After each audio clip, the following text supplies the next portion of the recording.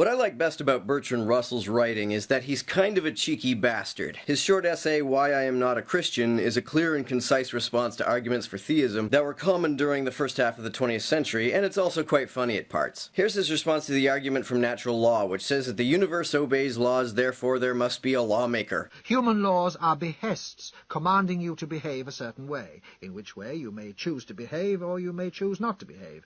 But natural laws are a description of how things do in fact behave. And being a mere description of what they in fact do, you cannot argue that there must be somebody who told them to do that. Because even supposing that there were, you are then faced with the question, why did God issue just those natural laws and no others? Here's what he has to say about the argument from design. Since the time of Darwin, we understand much better why living creatures are adapted to their environment. It is not that their environment was made to be suitable to them, but that they grew to be suitable to it, and that is the basis of adaptation. There is no evidence of design about it. What Russell argues against that few other counter-apologists argue against is the idea that Jesus was an extraordinarily moral person. What's odd about this is that those who believe so don't try to live exactly by the moral teachings of Jesus, nor do they seem to think anyone ought to. Then Christ says, Give to him that asketh of thee, and from him that would borrow of thee turn not thou away. That is a very good principle. Your chairman has reminded you that we are not here to talk politics, but I cannot help observing that the last general election was fought on the question of how desirable it was to turn away from him that would borrow of thee, so that one must assume that the liberals and conservatives of this country are composed of people who do not agree with the teaching of Christ, because they certainly did very emphatically turn away on that occasion. Then there is one other maxim of Christ, which I think has a great deal in it, but I do not find that it is very popular among some of our Christian friends. He says, If thou wilt be perfect, go and sell that which thou hast, and give to the poor. That is a very excellent maxim, but, as I say, it is not much practiced. I've heard apologists respond to this by saying that Jesus only told that one particular guy to sell his stuff. He didn't mean this as an instruction everyone should follow. But if this was only designed to apply to that one specific guy and is not relevant for anyone else, then what's the point of putting it in the gospel? Are we not supposed to learn anything from this? And if we are, what are we supposed to learn if it is not presented as an example to follow? Then he gets to the subject of hell. I do not myself feel that any person who is really profoundly humane can believe in everlasting punishment. Christ, certainly as depicted in the Gospels, did believe in everlasting punishment, and one does find repeatedly a vindictive fury against those people who would not listen to his preaching, an attitude which is not uncommon with preachers, but which does somewhat detract from superlative excellence. I must say that I think all this doctrine that hell-fire is a punishment for sin is a doctrine of cruelty.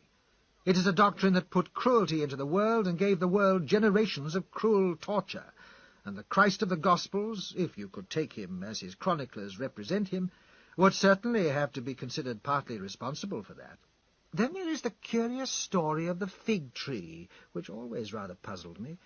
You remember what happened about the fig tree? He was hungry, and seeing a fig tree afar off, having leaves, he came, if haply he might find anything thereon. And when he came to it, he found nothing but leaves, for the time of figs was not yet. And Jesus answered and said unto it, No man eat fruit of thee hereafter for ever. And Peter saith unto him, Master, behold, the fig tree which thou cursedst is withered away. This is a very curious story, because it was not the right time of year for figs, and you really could not blame the tree.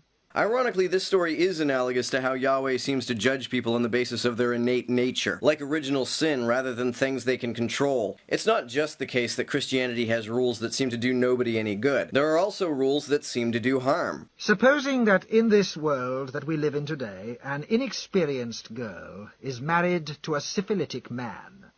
In that case, the Catholic Church says, This is an indissoluble sacrament. You must stay together for life.